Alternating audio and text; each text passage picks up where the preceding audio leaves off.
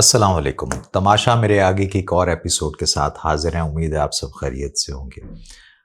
اگر آپ کو ہمارے ولاگز پسند آتے ہیں اور آپ کو اس میں کچھ نیا جاننے کو ملتا ہے یا کچھ نئی بات سمجھنے کو سیکھنے کو ملتی ہے تو آپ اسے ضرور اپنے دوستوں کے ساتھ بھی شیئر کریں، اور اگر چاہیں تو سبسکرائب اور لائک کر سکتے ہیں آپ۔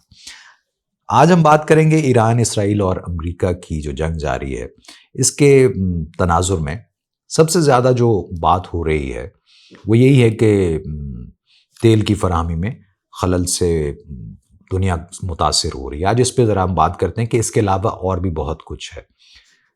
اگر ہم بات کریں کہ عالمی سطح پر جو تیل کی فراہمی ہے، اس کا تقریباً 20% آبنائے ہرمز سے گزرتا ہے۔ آپ سب جانتے ہیں، اب تک آپ کو معلوم بھی ہو گیا ہوگا، لیکن اس کے اثرات توانائی اور اقتصادی بحران سے کہیں آگے اور دور رس ثابت ہونے والے ہیں۔ چلیے پہلے اس کا ایک جائزہ آپ کو پیش کر دیتا ہوں اور اسی میں ساری بات آپ کو سمجھ میں آ جائے گی۔ سب سے پہلے بات کر لیتے ہیں توانائی کی۔ حالیہ جنگ کے باعث جہاز رانی میں تقریباً 95% تک کمی اور تیل کی قیمتوں میں 50% سے زیادہ کا اضافہ یہ دیکھا گیا، اور اس کا نتیجہ یہ ہے کہ توانائی کا بحران، عالمی مہنگائی، ہر شعبے پر دباؤ۔ یہ صرف تیل کا ہی بحران نہیں، اصل خطرہ خوراک ہے۔ رپورٹس کے مطابق کھاد کی قلت اور مہنگی توانائی نے زرعی پیداوار کو خطرے میں ڈال دیا ہے، اور اقوام متحدہ کے اندازوں کے مطابق مزید 4.5 کروڑ افراد بھوک کا شکار ہو سکتے ہیں۔ آبنائے ہرمز کی بندش سے دنیا کے لیے سمندر کے راستے کھاد کی 1/3 تجارت جو ہے وہ متاثر ہو چکی ہے، اور جنگ کے بعد قطر نے LNG اور نائٹروجن کھاد کی پیداوار اور شپمنٹس کو معطل کر دیا ہے، جس سے دنیا میں اس کی قیمت 27% تک بڑھی ہے، جو کہ گزشتہ سال اسی عرصے میں کھاد کی قیمت سے 57% زیادہ ہے۔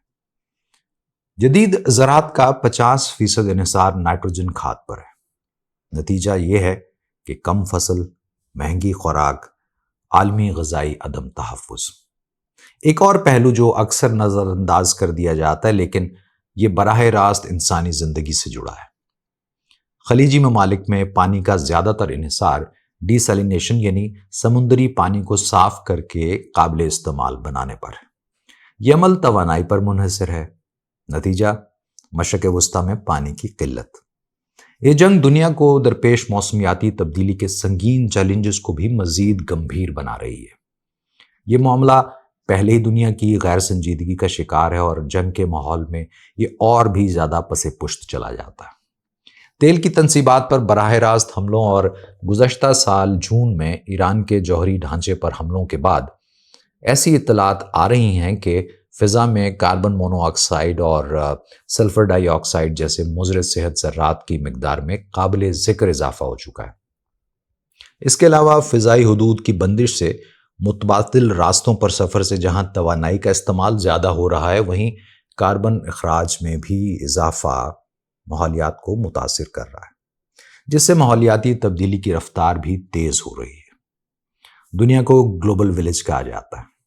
یہاں سرحدیں ملکوں کو تقسیم تو کرتی ہیں، لیکن ان کی ضروریات بہرحال ایک دوسرے سے جڑی ہیں۔ اس تنازع نے گلوبل سپلائی چین کو بری طرح متاثر کیا ہے۔ اکثر لوگ یہ سمجھتے ہیں کہ اصل مسئلہ تیل ہے، اور بعدی نظر میں یہ ٹھیک بھی ہے، لیکن اس کے اصل خطرات خوراک، کھاد، پانی، موسمیاتی تغیر، اس طرح کے اور بہت سارے نتائج کا حامل ہے جو فوری طور پر تو رونما نہیں ہو رہے۔ یہ نتائج اس دنیا کے انسانوں کو بھگتنا ہوں گے، یہ آپ لکھ لیجئے۔ یہاں یہ بات بھی ذہن میں رکھنے کی ہے کہ جنگ صرف اس خطے میں نہیں ہو رہی، دنیا کے دیگر خطوں میں بھی مختلف متحارب تنازعات جاری ہیں، جو حسب ذائقہ اس نقصان میں اپنا کردار ادا کر رہے ہیں۔ تو یہ مختصر سا خلاصہ تھا۔ امید ہے کہ آپ بھی سمجھنے کی کوشش کریں گے اور یہ دعا کریں گے کہ دنیا امن کا گہوارہ ہو اور انسانوں کو اور آنے والی نسلوں کو ایک بہتر ماحول مل سکے۔ ملتے ہیں۔